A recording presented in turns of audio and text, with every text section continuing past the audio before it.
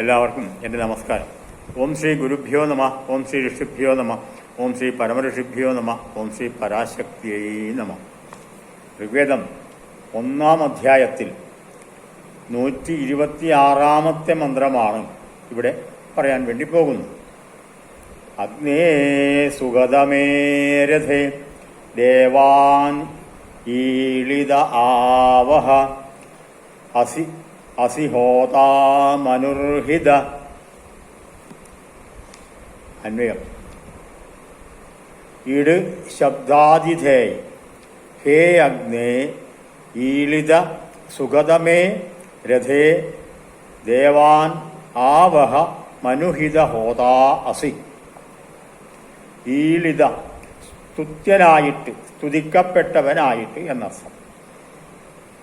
സുഗതമേ വളരെ സുഖത്തോടുകൂടി സുഖകരമായിട്ട്, രഥേ രഥത്തിൽ, ദേവാൻ ദേവന്മാരെ, ആവഹ ആനയിക്കുക, മനുഹിത മന്ത്രത്താൽ സ്ഥാപിതമായിട്ടുള്ള, ഹോതാ ഹോതാവാകുന്നു.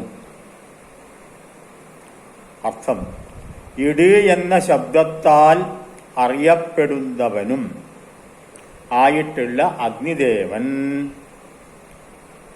അങ്ങനെ ഇട് എന്ന ശബ്ദത്താൽ അറിയപ്പെടുന്നതായിട്ടുള്ള അല്ലയോ അഗ്നിദേവ, അങ്ങ് എല്ലാവരാലും സ്തുതിക്കപ്പെട്ട് ഏറ്റവും സുഖകരമായ തേരിൽ ദേവന്മാരെ യജ്ഞഭൂമിയിലേക്ക് ആവഹിച്ചാലും. അഗ്നിദേവനോട് പറയുകയാണ്, ഇട് എന്ന ശബ്ദത്താൽ അറിയപ്പെടുന്നതായിട്ടുള്ള അഗ്നിദേവ.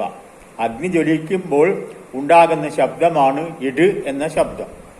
ആ ശബ്ദത്താൽ അറിയപ്പെടുന്നതായിട്ടുള്ള അഗ്നിദേവ, അങ്ങ് എല്ലാവരാലും സ്തുതിക്കപ്പെട്ട് മന്ത്രം ജപിച്ചുകൊണ്ടാണ് അഗ്നിയിലേക്ക് ഹവിസ് സമർപ്പിക്കുന്നത്. അപ്പോൾ അഗ്നിയെ സ്തുതിച്ചുകൊണ്ടാണ് ഹവിസ് സമർപ്പിക്കുന്നത്.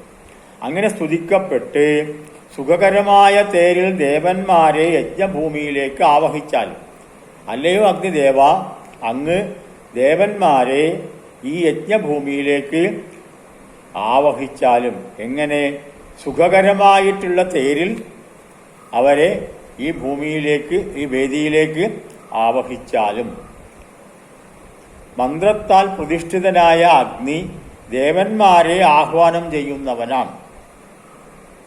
ഈളിത എന്ന മന്ത്രവാക്കാണ് ഇട് എന്ന ശബ്ദത്താൽ അഗ്നിയെ സൂചിപ്പിക്കുന്നത് എന്ന് പറയാനുള്ള കാരണം, അഗ്നിയെ ജ്വലിപ്പിക്കുമ്പോൾ മന്ത്രം ചൊല്ലണമുണ്ട് എന്ന് നിർബന്ധമുണ്ട്. ഓങ്കാരപൂർണമായ അഗ്നിമന്ത്രമാണ് ചൊല്ലേണ്ടത്.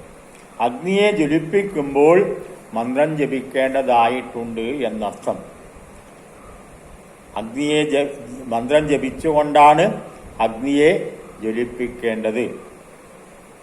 ഓം അഗ്നിം പ്രജ്വലിതം വന്ദേ ജാതവേദം ഹുതാശനം സുവർണമമലം സമിദ്ധം വിശ്വതോമുഖം.